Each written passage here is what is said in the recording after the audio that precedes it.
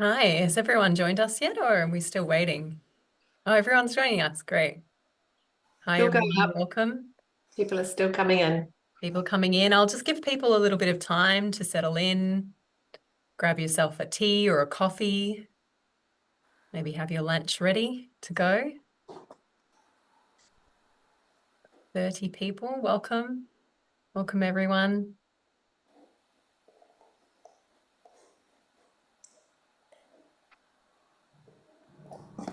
Hopefully, people are not as chilly as I am. It's a very chilly day here in Melbourne. Mhm. What's it like in New Zealand, Kate? It's a beautiful sunny day, but it is winter, but it is sunny. Yeah. We started off with a very cold morning, but it's gorgeous where I am. Yeah. That's nice. Takes the edge off sometimes, a little bit of sun, doesn't it? Yeah. Yeah. Great. Okay. All right. Maybe we will kick off just in the interest of really diving in and spending our time discussing this topic. So, welcome everyone. My name is Zoe Enticott, and I'm a principal consultant here at Clear Horizon. I'm in the social impact team. And over the past few years, I've been kind of developing my experience and expertise in developmental evaluation. So, I'm going to be your host today. Joined by two experts who have been fantastic mentors for me in this space, I must say. So I'd like to begin just by acknowledging the land that we're all gathering on today and acknowledging that we all gather on traditional lands. I'd like to acknowledge the traditional custodians of country throughout Australia and Aotearoa, New Zealand as well, where Kate is joining us from and beyond. And I'd like to pay our respects to elders past and present. And I extend that respect to all Aboriginal and Torres Strait Islander, Maori and First Nations peoples joining us today. I'm joining from Wurundjeri and Boonwurrung country, and I invite you should be able to see the chat. It's just down the bottom of the screen in the middle. There'll be two kind of chat boxes in Zoom. You can press on that, and I'd love for you to share which traditional lands you're joining from today. So if you could pop that into the chat, that would be great. And I invite you just to turn your attention to the lands that you're on and to really acknowledge the continuing culture and connection of First Nations people with all of the lands, the waters and the sea that we're joining from at Clear Horizon. We really believe that by centering First Nations values, perspectives and approaches, not only can we improve evaluation, but we can also contribute it to a more equitable world. So thanks for sharing the lands that you're joining from. Thanks, Jen. Hi, Nadine. Thanks for joining us. So today's session is part of Clear Horizon's Ripple Effect series. And these sessions really bring together a mix of guests to talk about all things measurement, evaluation, and learning, or MEL, just one of the many acronyms we love to use in evaluation. And it's really about practice-led sharing and learning together, coming together to share what we know based on our experience and to learn from each other. So today's webinar is called Staying with the Emergence, Why Developmental Evaluation Matters Now. So we'll be in conversation with our guests for 30 minutes, and then there'll be time at the end for a Q&A. So I really encourage you to bring all your curliest kind of questions for Jess and Kate. I'm sure they are very prepared and willing to answer them. And you're welcome to share any comments in the main chat and put any questions in the dedicated Q&A channel. So that channel is just to the right-hand side of the chat on your screen. You'll find a dedicated Q&A channel. So in that Q&A channel, you can also upvote questions that you like so that at the end, I'll look at the questions that are getting the most votes, that are the most meaningful for the most people, and we'll ask some of those questions. So I'd like to begin just by acknowledging, just by introducing our guests. So we've got Kate McKegg and we've got Jess Dart. So Kate is an evaluation consultant with more than 20 years experience. She is the co-founder of the Developmental Evaluation Institute and the director of the Knowledge Institute. So thanks for joining us, Kate. And Jess Dart, many of you will know as the founder and CEO of Clear Horizon. And Jess loves complexity and has quite extensive experience with developmental evaluation. So Kate and Jess, along with Jamie Gamble, are the co-authors of our Clear Horizon Academy DE course. And we all also collaborate across many different projects. So it's great to have Kate and Jess joining us today. We're going to explore the unique value of developmental evaluation. That's a DE. If I fall into that acronym, that's developmental evaluation.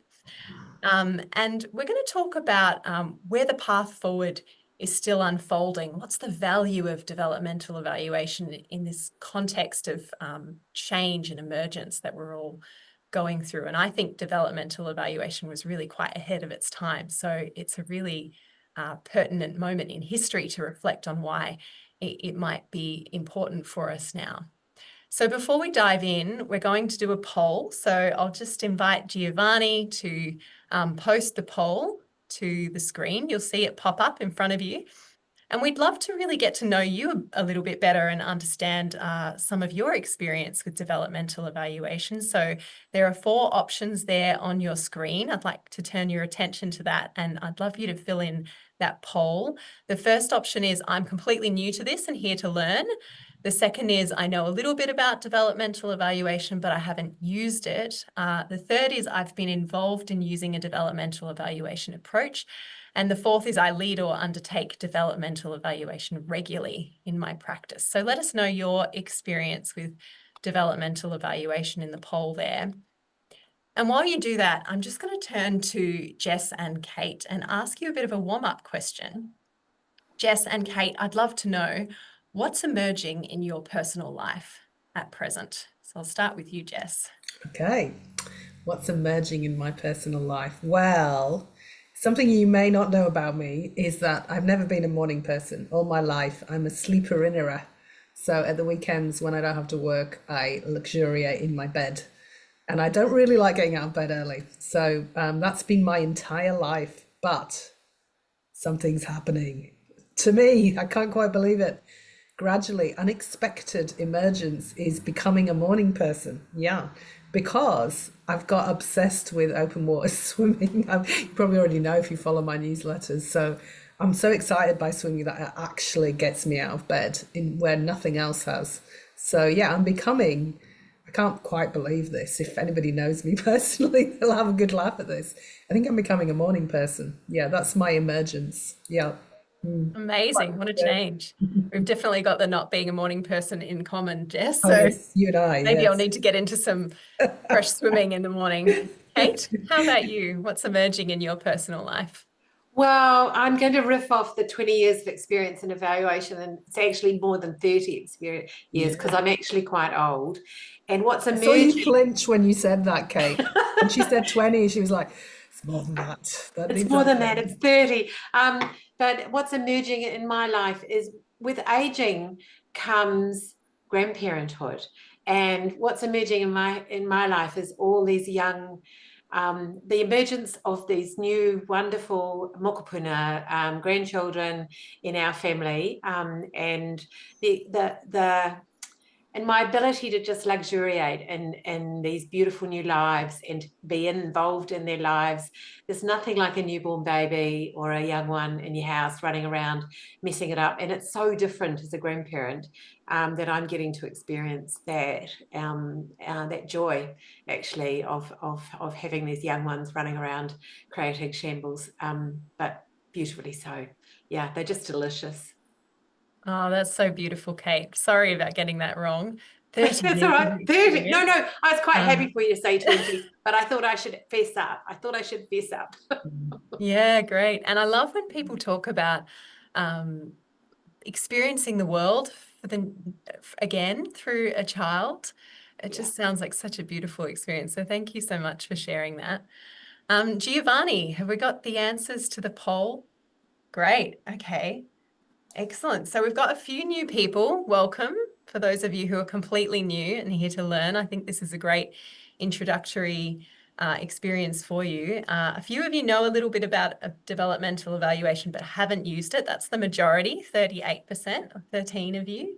So that's great. You'll get a lot of really practical examples that Kate and Jess have to share with you, so you can understand a little bit more about what it looks like to use in practice. And some of you have been involved in using a developmental evaluation approach as well, 32% or 11 of you, and a few experts in the room as well. So hopefully you'll just be able to extend your expertise, and maybe you'll be able to come up with some tricky questions for Kate and Jess at the end there too. All right, so let's kick off now, and as we go, feel free, as I said, to put questions in the Q&A, and we'll turn to them at the end of the session. So Jess, I'd really like you to kick off, and we'll start with something basic, particularly for those who don't have as much experience. What is DE and what is its purpose? Yes, well, interesting you say purpose, because the weird thing about developmental evaluation, it's not actually a methodology. I think a lot of people think it is, but it's not. It's a bit of a curly one. So developmental evaluation is actually defined by its purpose. So it's really about evaluation that is used to develop things, and what the things might be is the program, the initiative, whatever it is. So it's sort of a starting assumption that whatever it is that you're working with, that you're evaluating, isn't yet settled. It's not yet built. They're not really clear what the theory of change is. They don't really know what they're going to do. So it's like still emerging. So because it's emerging, traditional evaluators might have said it's not ready to be evaluated. They would have said, not ready. They used to do evaluability assessments. Is it ready or not ready to evaluate? So this is like the time before. It's evaluation or evaluative thinking that is applied in the pursuit of developing the thing. So it's often done in the early stages of, say, a program design or something, or it can be used for something that's deliberately never going to really settle. So it's like in international development, they have these things called facilities, which are broad portfolio works, and they innovate each year about what they're going to do. That's an example of DE, could be all the way through. So it's the purpose. It's all about the purpose. It's there for evaluative thinking to help build the thing, where the evaluators actually roll up their sleeves, get involved with the team, bring their toolkit along with them, full of evaluation goodies, and apply it where needed in service of developing the design of the thing. So that's the really key thing to get. It's about the purpose, and it doesn't matter what methodologies you use, what methods you use. You can actually use any of the evaluation methods in DE. It's not about the methods, it's about the purpose. But of course, some methods are more useful in the early days because they're faster and they give more feedback, but really it isn't about the methodology. Yeah. That's great. What a great answer. I love that image of the evaluator bringing the toolbox, this toolkit of different methods that can be applied in specific contexts. Kate, can you tell us a little bit about what contexts DE might be useful? Well, following on from Jess, I mean, I guess it's in that uncertainty and that complexity, where it's in that systems changiness, where people are trying to do something brand new, where there's lots of unknowns. For example, there might be many different factors or causes that kind of interact in all sorts of interesting ways, and you can't predict what's going to happen. It might be a situation where the groups or people that you're working with have really a wide range of values and interests and perspectives, and the context is also changing rapidly. So it might be something operating at different scales. For example, it might be something that's operating locally, at a city level, at a regional level, and a national level, or a combination of those things. The context that I've worked in mostly is where there's a sense of the direction that people want to go. Like they have some kind of sense of direction and some good ideas, but they haven't been tested yet or developed. So as Jess said, the context where these things are still emerging. And I guess the really freshest example I've got right now is the one I'm working with you on, Zoe, which is this developmental evaluation of regional stewardship, which is a federal government initiative. And when we started, stewardship was just a conceptual understanding, actually. It was kind of a concept that was mostly at a governance level, but it was being implemented across the country at local levels. And so it was developed from the ground up, with some high-level principles that kind of existed, but no real understanding of what it actually looked like in practice. And so the implementation of it was going to be iterative. We're going to be learning and changing and adapting as perhaps a model emerged or just a way of working. And that was the context that we work. So it's, it's D is kind of, it's for when things are fresh, iterating. And in my experience, it's that early startup, 2 to 3 years of an initiative. And they all follow this very similar pattern in that early stage as things are taking shape. Yeah. Excellent. I love that example, Kate, and I've loved being on that journey with you. And I remember we first coming on board, being our first question being asked was, what is this thing and what does it look like and how does it vary across contexts and in different jurisdictions, which is such a classic D question, I think. Jess, do you have any great examples of some initiatives or contexts where you're using DE? Yeah, and just reiterating, it's almost like a new evaluation question, isn't it? That you have to answer first before you're ready to say what's the progress, or is it efficient or relevant or value for money. You got to go, what is it? what is actually, how does it really work? What is this thing? And bringing that clarity on the beginning is so key. So yeah, another example from a different context for me would be, I often talk, one of my long-standing projects is Our Town, which is a community-led initiative in South Australia with 6 towns. And when we say community-led, it's citizen-led. So it's not for profits. It's actually local people who run it and are paid to run it. But of course, it's a 10-year initiative, right? So when it started, we didn't even have the towns. Okay. So how do you work at the beginning when you don't have the towns involved and you want it to be community led? So we didn't want a theory of change. We didn't want to go too far in describing anything, but we did need the basics. So we agreed on a set of 4 principles. We put that in place. And then when the towns came on board, they developed their own theories of change. And then we sort of brought them together to develop shared measurements. So over the 10-year arc, it's like an arc, right? And developmental evaluation played a really strong role in the first couple of years. And then it faded out, but it's still there, but it's not, there's other forms of evaluation there, like we're doing outcomes measurement and we're doing capacity building in MEL and all sorts of other things now. But so it often starts really strong and sometimes reduces over time. So that would be a fairly classic arc, wouldn't it, Kate? Starting with developmental evaluation and then moving into more typical outcomes oriented work. Yeah. Yeah, that's been my experience too. It's that arc of evaluation. So you're starting off in that developmental phase and then move into more outcome oriented. And in some ways, you're setting those innovations up to continue to be able to monitor and evaluate after you leave. So there is that process as well. Although there is an exception, there are some programs that are deliberately iterative, they're like an innovation platform where they never really intend to land. Yeah, so and I suspect actually some of these large government reforms and big initiatives are never going to settle. They're always going to be changing because the context is changing all the time. And that's where you got a really huge learning focus, isn't it?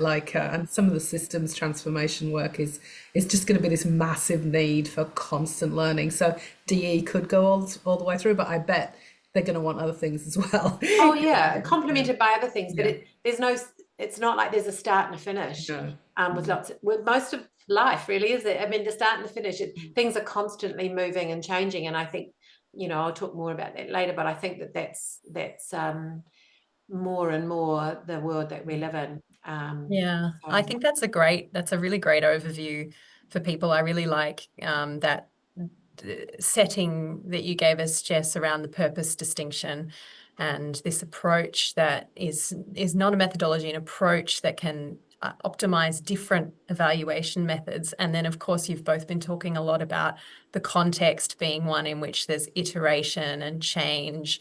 And so it's very difficult to apply some traditional evaluation methods in those contexts. So I think that's a really great overview. Let's dive into a little bit more, and you already kind of started discussing this, I think, about its kind of why it's relevant now. So why DE now, Jess? What does it offer that more traditional approaches don't? I think we probably all know that we've got lots of global challenges. We've got polycrisis, the intersection of different challenges, climate change, industry transitions, global unrest. So I guess there's all that backdrop, but at the same time, maybe we've done the easy work. I don't know. It's like maybe we've actually done some of the easy things that we could do. And now we're at a stage in society where we need to tackle the underpinning issues or the systems. We need to work out, like, is status quo working for us? Are the systems we've got fit for the future? And it feels like the challenges are bigger and more intertwined than they've ever been and more urgent. And we don't know the answers, right? We do not know as a society what the answers are. We don't. So we're going to have to sort of learn our way through to the future if we're going to be successful as a species, So I think there's quite a lot of people beginning to talk about the need for collective learning approaches. And so DE is so relevant today for those people who are embarking on journeys where they're trying to tackle things and they don't know the answers, because that's what it's set up for. It's set up for cycles of learning and using rigorous evidence to learn and adapt and using the whole might of evaluation and all that rigorous toolkit to help you learn together your way forwards. So that's why it's so relevant to today, because of the context that we're in. Excellent. Do you have anything to add to that, Kate? Well, yeah, I just a little bit. I mean, that's great, Jess. I mean, I was going to start off with, because the world is changing at a pace we probably haven't experienced before as well. It's the unpredictable nature of that change and the surprising ways that it's changing. And I think one of the things that is really tempting for people in this rapid change is to reach for traditional approaches that feel like they're going to give us certainty. But in reality, I don't think they do. I don't think they create coherence for us. They assume a world that really doesn't exist and keep us stuck in old habits and ways of thinking. Whereas the shift that DE provides for us, this shift in evaluative practice that I think is called for now, is where we can be nimble, we can pivot quickly, we can give fast feedback, make evaluative calls with our toolkit, as Jess said, with our rigorous evidence about what's worth keeping, what we have to compost, and how we can then adapt and keep moving. So I really think DE is an evaluative practice for the very ever-evolving and continually moving reality we live in. Its time is really now. As you said right at the beginning, Zoe, it was perhaps a bit ahead of its time, but maybe that was a good thing, because actually we've been evolving and developing DE as we do it as well. And its relevance is becoming more and more obvious in the rapidly changing world that we've got. Yeah. Excellent. Thank you both so much. They really well captured the level of complexity of the problems that we're facing today and the ways in which some of our traditional approaches aren't really helping us break through, aren't really getting at some of the deeper kind of questions and reflections and conversations that we really need to start having, and that systemic approach and way of seeing the world. So, Kate, what do you think, reflecting on all of that, is the real value add of DE? Why would someone choose to do a DE? Okay, I think for a funder or a government, or for a purpose-led organisation, DE is a way of de-risking or powering up anything that you're experimenting with or that you're innovating with. So having evaluative thinking and practice kind of alongside those early phases of an initiative, whether it's large or small, and providing that regular ongoing feedback that you can trust. Now, this is a key aspect of DE, is the relational trust that develops between the evaluators and those working on the ground and those that you're working with. So it's feedback and evidence that you trust. It can really help ensure that corrective action can be taken early, that you can justify change. And for those people who, I also think that for those people who most of our programs and policies are actually meant to serve, they can also have more opportunities, I think, in DE to have a voice early on, to be more involved, to have a legitimate role in design and development and implementation. So DE's value is that it supports people doing this complex work, building, developing. They can fail fast and move on, or they can be reassured that what they're doing is actually making a difference, and they can power it up. And again, I think there are many examples that I can think of where DE has provided just that, where things have not been working out, and so we've pivoted and moved away from something, or we've seen something that's really promising, like that really promising thing, and been able to power it up and develop it when we didn't expect it. So yeah, that's the value I think it adds. Excellent. Thanks, Kate. Do you have anything to add to that, Jess? Yeah, just maybe give an example of that. One of the earlier Ds I did, it's quite a few years ago now, and it was on this, it was quite a risky project. It was a federal government project, and they were doing, using some intense user-centered, human-centered design on a big national problem, and they had never really done anything like that before. I mean, I know people are more used to it now. This was about 10 years ago. And so the designers and the department were really embroiled in the cycles of inquiry and developing insights and talking to people and going out, coming back and having all this. I remember us talking about, like, we were in a washing machine, like this washing machine. It was so sort of intense and rapid. And the policymakers, they were like, what are you doing? What's going on? And they couldn't see in. And so when we produced these periodic developmental evaluation reports, they were like, oh, right, now I get what you're doing. I see what's happening. And it was like a window in for others who were outside. And it was like things were going too fast. So if the developmental evaluators hadn't have been there, we wouldn't have been able to put a window in to what was being learnt and being captured in the moment. So we were able to document, like a historian, everything that was happening and pull together some key insights.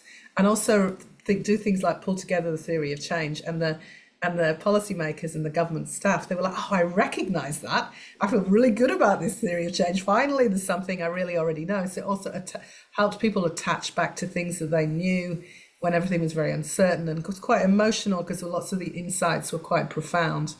So there was this big journey going on, and then this ability for somebody with 1 foot in and 1 foot out, this team, because we're not so involved as the design team were, in observing and getting up on the balcony and drawing out the key insights. And people just loved the developmental evaluation component. And that's where they started to say, this de-risks this really messy work. And that's when I started to think, yeah, it is like weirdly like a risk mitigation. It's like checking that you're engaging with the right people, that you're doing things rigorously, that you've canvassed a full sense of who needs to be involved, or you auto-correct to help that happen, and then you're testing out the ideas as well. And it was quite a journey, but I think that's the key point. It really provides a window in and enhances the chances that these messy things will actually work.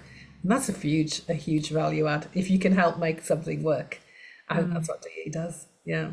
Great. That's an excellent example, Jess. Thanks for sharing that. We've got quite a few questions coming up in the chat, and just a couple of minutes until we get to the Q&A. Yeah. So I've got one more question for you both, and then we'll jump over to the Q&A. And if you could keep your responses a little bit brief, that would be great. I'd love you to talk a little bit about the pragmatic side of things now. So the time and money, we always get asked. So Jess, how do you commission and budget for a developmental evaluation? So yeah, I mean, let me say first that it's quite a lot of commissioning going on in Australia. So people who think it's too hard know that there have federal government departments, state government departments, people with lots of strict procurement guidelines have managed to procure DE. That's the first bit of good news. I guess it is a little bit different to a regular milestone-based evaluation that you might do. You can have some milestones in, but they might look different, such as you might have to have progress reports or things pegged more to like updates and learning briefs or things like that.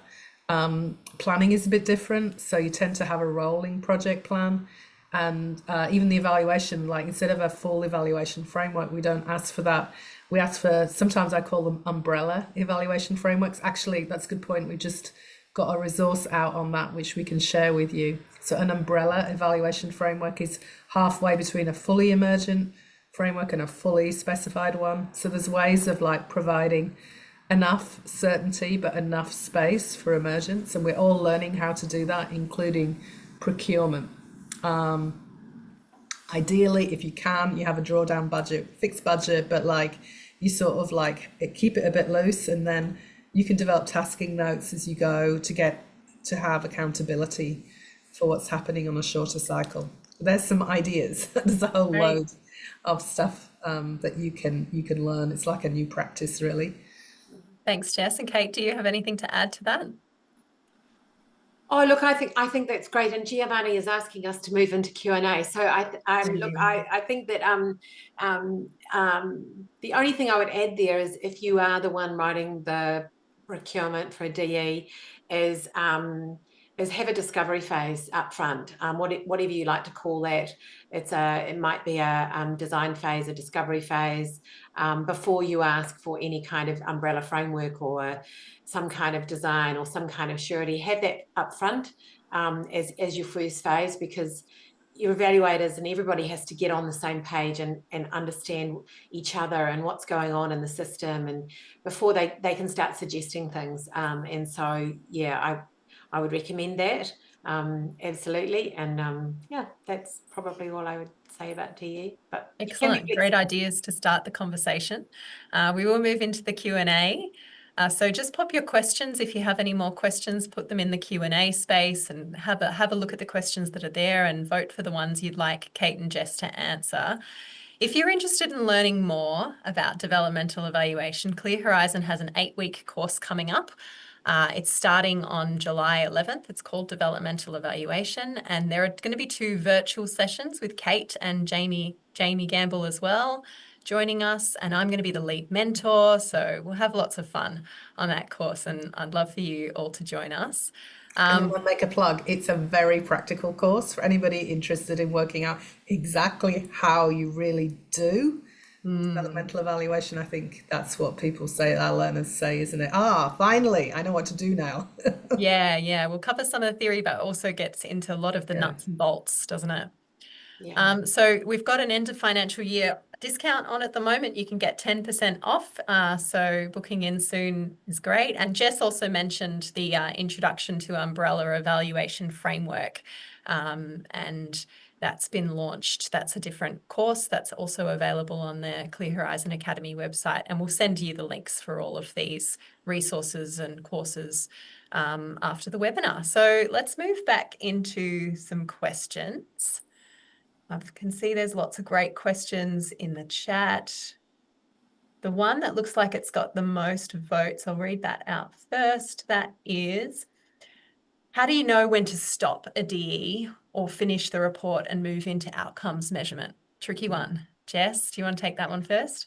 Sometimes you don't have a choice. Like you have a DE contract which has like a year or 2-year period, and then it moves on. Or sometimes there's an agreement that you're going to have a developmental evaluation phase, and that you need to move out into outcomes reporting. There's only so much tolerance for having that period. To be honest, I'd love it to be longer, but I'm telling you the reality of it now. So often it's a contracted thing. But if you are lucky enough to have something that's looser, like the Our Town evaluation, where we had 10 years for the evaluation and nobody was saying when you need to move out of DE. I guess it was when there was readiness. In that case, it's community led. So we were looking for readiness of towns, like having developed their theories of change and moving more into the sort of routine measurement phase of things settling down. So we were waiting for that to happen. We didn't give up on the DE, it just started to move down on the DE and move up on the building capability for measuring their own outcomes. So I guess you're looking for that. People always want outcomes though, don't they, Kate? So it's like, it's not so much when people ask for it, because sometimes you go, you might want it, but you can't have it, right? You're not ready. So it's actually looking for a readiness, a sort of systems readiness to move into the next phase. That sounds a bit vague, but Yeah. Do you want to add any? Yeah, I would add, I can think of an example where we were doing a DE a long time ago, and there were 9 projects, 9 DEs really essentially in this big DE, and what the funders wanted outcomes really early, and so they were asking for them. And so one of the tactics in there was there were initiatives within there that had some quite good data collection already established. And so we were able to, the tactic we used was to bring to the table, or bring to our quarterly updates or insight reporting or whatever we did, was where we had some glimmer or signals of outcomes occurring, we would bring them in right from the get-go. And the other projects that weren't even ready, some of them didn't even have bank accounts when we started. They weren't really an org even. They hadn't started doing anything. So we were basically staggering our outcome reporting as we went to keep that funder happy. So I agree with Jess, sometimes you don't have any choice, and people can put an awful lot of pressure on for outcomes before things are ready to do so. So it is a bit of a dance. Yeah. Great, thanks, Kate. We have a couple of excellent questions. I'd just like to announce that if we end up going over, we can stay on a little bit extra time, so a few more minutes just to get to the last questions. But if you need to drop off at 12:45, thanks a lot for joining us. Next question, I'll go to you, Jess, with this one. So in a more traditional evaluation approach, you've got quite typical outputs produced. Are there any typical outputs that are produced for a developmental evaluation? Yeah, I mean, the great question. There is actually some quite different, and there are some typical outputs, yeah. So whereas in a traditional evaluation, let's say you might have, let's say it's a 5-year, you might have, expect the main evaluation report to be at the end, or maybe halfway through this big evaluation report. What we do in DE is we develop micro reports. So what's a micro report is, as you get a learning, you put it together and you get it out, because it needs to influence the decision making and the work. So it's too late if you were to leave a report to 1 year or 3 years or 5 years, for God's sake. That would be a total no use. So what do we do? So we might be like just so there's different types of micro reports. So one type of micro report is what we call a learning brief. So this is typically something we've learned that's quite important that we want to elevate up, or brief policy about. So it's like a briefing. Hey, this thing is going on. And that might just be 2 or 3 pages. So it's a short report that we get out quickly. That's we call them a learning brief. And we've got a resource on this in Clear Horizon coming up soon. So a learning brief is focused on learning. But then also, like, you can do, you can start to gather shorter, briefer reports about what patterns are emerging. But in the first 6 months, it's often what we're producing is codification of the model. So it might be like an updated theory of change, a set of principles, a program model, a practice model, the insights about how things work in different contexts. That can come really early. So the first phase of DEA is generally served towards clarity. It's like, what are we really doing? How's it really working? What is this thing? Clarity. So here's this, here's that, here's that. So it's codification documents come up at first, and learning briefs, and then you might start to move towards more traditional, what are the results? And it might be more about the enablers that are being produced. So that might be a 6-monthly emerging results and learning report that brings it together. So hopefully that is an answer. Great, thanks, Jess. I'll ask you as well, Kate, and maybe you could also add, there's another question about what a best practice DE report might contain. Well, building on Jess's outputs, I think one of the examples we've got from stewardship as well of these kind of slightly less common outputs, really early on we identified some tensions that existed in the system, and so it wasn't necessarily about trying to solve them, but just to identify them as tensions.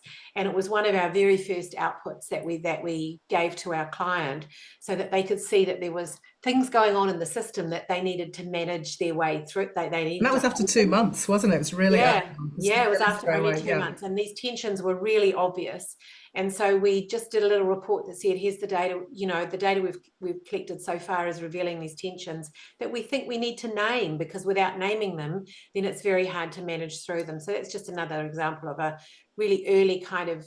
So sometimes the outputs in DE aren't the ones you planned either. That's the other thing I'd say, is that they're quite often unplanned outputs, and Zoe can attest to the number of times we've been dragged off into different areas that weren't in the contract because they become important. There's an important milestone that suddenly appears, or some event happens and they need reporting for something, and you want to be flexible and pivot.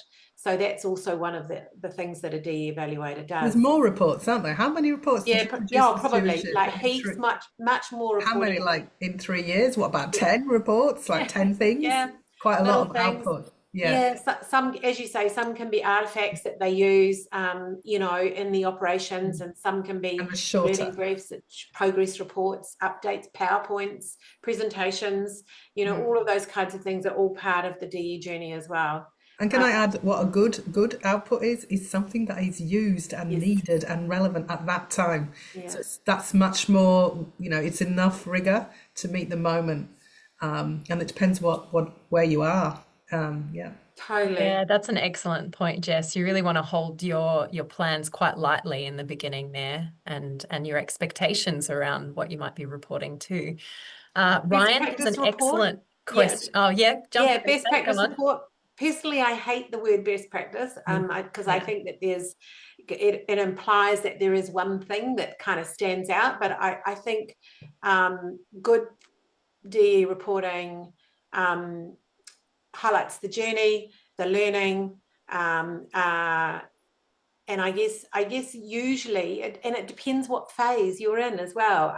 A good DE report is one that's used, and that it highlights what happened, what the learning was, what the context was, and the final DE report often looks a lot more like a traditional report as well, because the arc of DE goes from this kind of real messy phase into a more, you know, kind of often in that middle phase, you're collecting a lot more data because you've suddenly worked out what's going on and where your opportunities might be for data collection. So you're doing a lot of updating of what you're hearing and finding. And then your final phase quite often starts to look more like a traditional report. So, yeah, I don't think there is a best practice. I think it depends on I think we might try to get to one more question. It's an excellent question. As I said, we might go a little bit past 12:45. Ryan asks, based on your experience, how can we best convince people who are used to harder or more objective measures of success that developmental evaluation is important? Jess, do you want to take that one first? Yeah, I mean, I think if you can explain to people that doing DE will set you up so that you can get to that point, so that you can move into a summative phase of evaluation where you can get really strong data. But the DE phase in that early stages is setting you up for success. It's de-risking the messy start. Like, one thing I'd say to you, if I'm an evaluator, I look at a lot of things. I get involved in lots of complex initiative, and the rate of failure is high. So the rate of actual failure where projects don't pull it off, don't start, you know, just like in businesses, most startups fail. Most complex, big, messy work does not have a good couple of first years.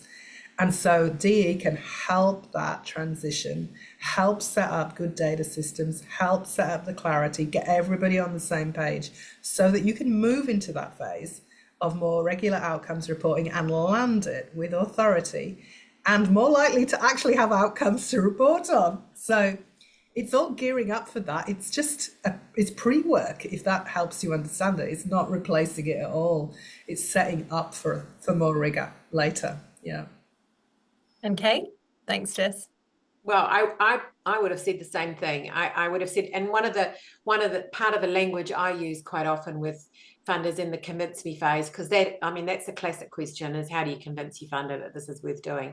And I guess sometimes I talk about DE being your R&D of social innovation. So, you know, in innovation labs or in private sector, they would invest in R&D, and there is a high rate of failure in there, but they have this fast learning kind of approach. Whereas in the social space, we have a variety of tools, but DE is our evaluative R&D that can support that social innovation. And as Jess says, it not only de-risks it, but I think it is a power up, to the possibility of success, because it is supporting the development of something with that feedback so that it can pivot and change as it goes. And not just pivot and change, but also inform a funder as to whether things are going well or not, and whether there's a need for additional funding in different areas, or particular aspects of the initial plan are just not happening. I mean, in many ways, it's the connecting glue for adaptive strategy and social innovation, and it's the thing that glues those things together. So that's kind of what I would say. Yeah, it's a great point. And I've actually had circumstances in the past where prospective clients have come to us saying, we tried a different approach and it didn't work because it wasn't able to adapt to the complexity, it wasn't able to adapt to the level of emergence in the program. So yeah, it also goes the other way, where it's like traditional approaches actually aren't meeting the needs of the specific initiatives. There's lots of examples of that at the moment. People Sorry? applying. There's lots of examples of people trying to apply traditional evaluation to a really complex program and it failing. And it, you know, I've heard quite a few things lately where people haven't been happy with traditional evaluation. Not that, you know, at a later stage that evaluation might have been perfect, but it just didn't work in the first couple of years. In the first couple of years, yeah. Yeah, absolutely. great. One final question, and then we'll let everyone go. How do you apply for a grant that requires a data collection plan or measures when using DE? How do you? Oh my gosh! Well, you can use that umbrella strategy, can't you? I mean, yeah, a data collection plan and some measures. You can generally predict, actually, when you've been around as long as Jess and I, you can generally predict the kind of the arc of something, particularly if it is an innovation and you're applying for a grant for DE, but the funder still wants all the certainty. And there are different ways of doing that. So you break it up into those phases, and there are typical methods for the discovery phase that you might put in there.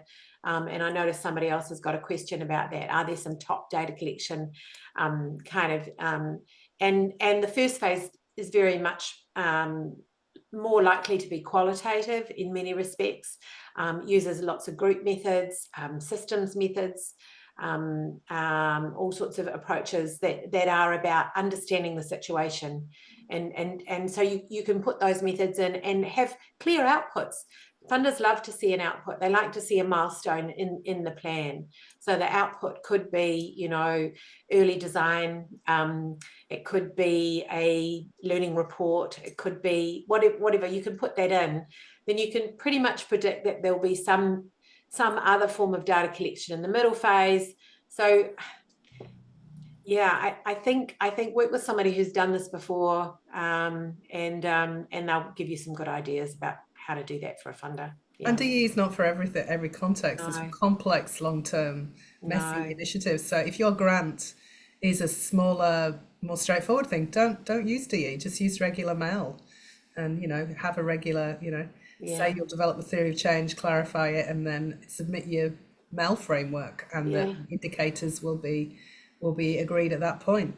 That's what I do. So just be careful that you're not using DE on something. It doesn't, you know, it'd be hard to do this on a really small thing. It's not designed for really straightforward projects. It's designed for messy, complexity, startup sort of work. And if you're going for a grant for that, then the funders should understand that. If not, you're probably not set up well. Yeah, and one thing I love about DE as well is it does use some of those more traditional evaluation methods can be brought in, like theory of change and surveys and focus groups, but it also brings some really interesting methods from other fields, particularly social innovation, things around sense making and collaborative learning and reflection, organizational learning. So there's some great tools that you can pull from different fields and different ways of developing knowledge for DE, aren't there?